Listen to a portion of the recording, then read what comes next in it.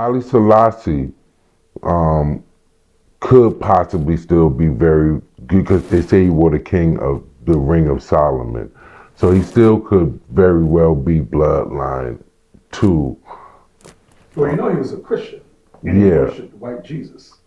Yeah, I was getting to that. But see, I was about to get to that. He really worshipped the white Jesus, or is that just because they had the Ethiopian Bible, and isn't in the Ethiopian Bible they have depictions of blacks? Oh yeah, definitely not. Yeah, break it down. I want to understand. I gotta find my book first. Because I've seen and I've been confused by it. I've seen Ethiopian books, and it looked like they got both, and I'm like, how do you have both? I circled it. Are you kidding me? Yeah.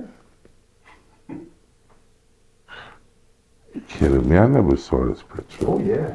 It's everywhere on the internet. So why don't, oh boy, I never saw that picture. Yeah. So now I'm confused. If he believed Haile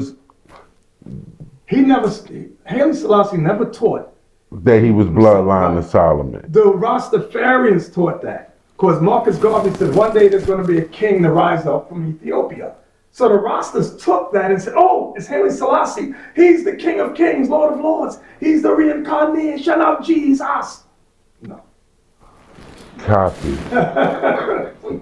Oh, so that's not even... No, Haile Selassie never taught that. Never taught that. Remember when the Italians conquered Ethiopia? I know y'all don't want to hear that. Mm-hmm. The Italians under Mussolini conquered Ethiopia. Set a king, an Italian white man, over Ethiopia for 5 years named Victor Emmanuel III. Haile Selassie fled to England and asked the Queen of England for help against Mussolini. Mm-hmm. And she told Mussolini to stand down because she liked and favored Haile Selassie. So they had to move their military. Mussolini, had something to do with Hitler, right? Oh, yes, that was during World War II. Yeah. Oh, yes. I'm sorry if I hurt y'all feelings out there, but it's true. Look it up. Yeah, we need to know truth. Truth is, very important because in our community, so many stories are being told, and when we come against the Moshes, they make us look, their attempt will be to discredit us, I had to look up his name was Victor Emmanuel III, former king of Italy. Yep, that's him. So he ruled Ethiopia for 5 years.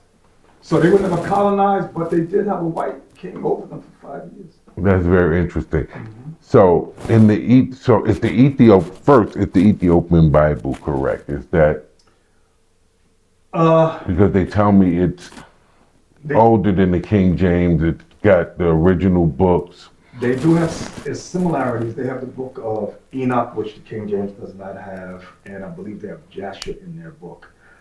There's similarities, I'll say that, because I've skimmed through some of it, the translated versions, and it's very, very similar.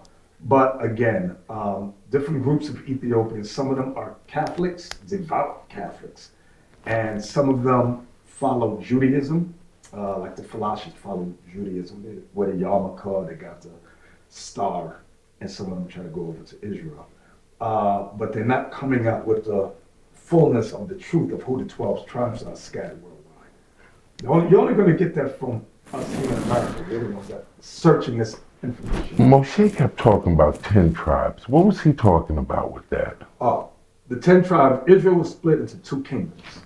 You had the kingdom of Judah and the kingdom of Israel. The kingdom of Judah consisted of Judah, Benjamin, and Levi, those 3. You can read about that in 1 Kings chapter 17. The other tribes, the other 10 tribes, was called the kingdom of Israel.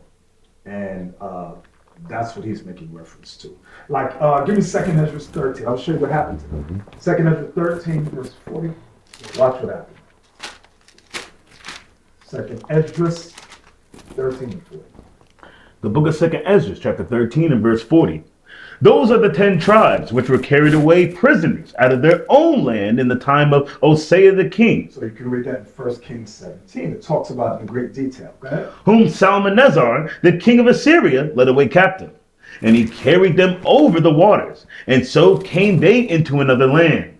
That was the land of Assyria. Go ahead. But they took this counsel among themselves, that they would leave the multitude of the heathen. So during the time of King Cyrus, because you had Assyrian captivity followed by Babylon, when King Cyrus came, he gave all the Israelites liberty to return to their homeland in Ezra chapter 1.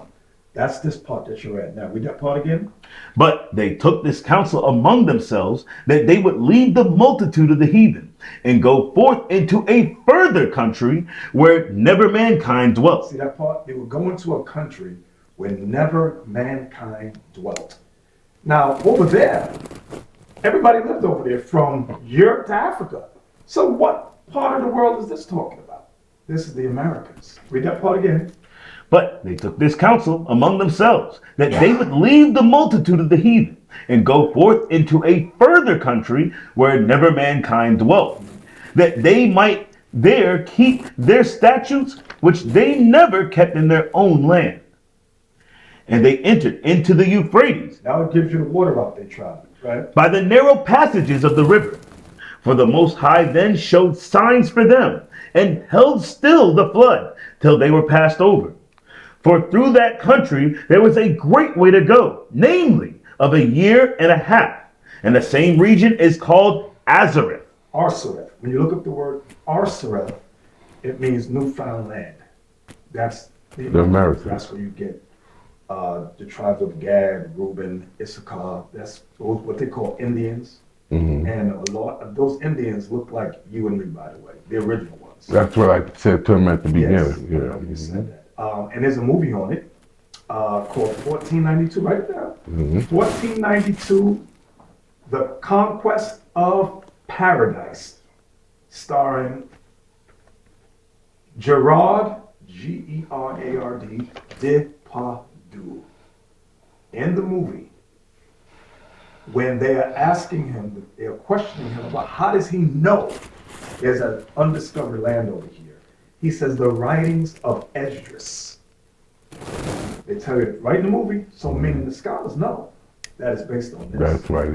The scripture. Right, so he wasn't looking for no India. No, he knew exactly where he was going. Absolutely. That's why they came over here with the conquistadors. Conquistador means the conquerors. If you thought it was nobody here, wasn't being conquerors with you. They had conquered the people here. Another thing I was slightly confused with that he said,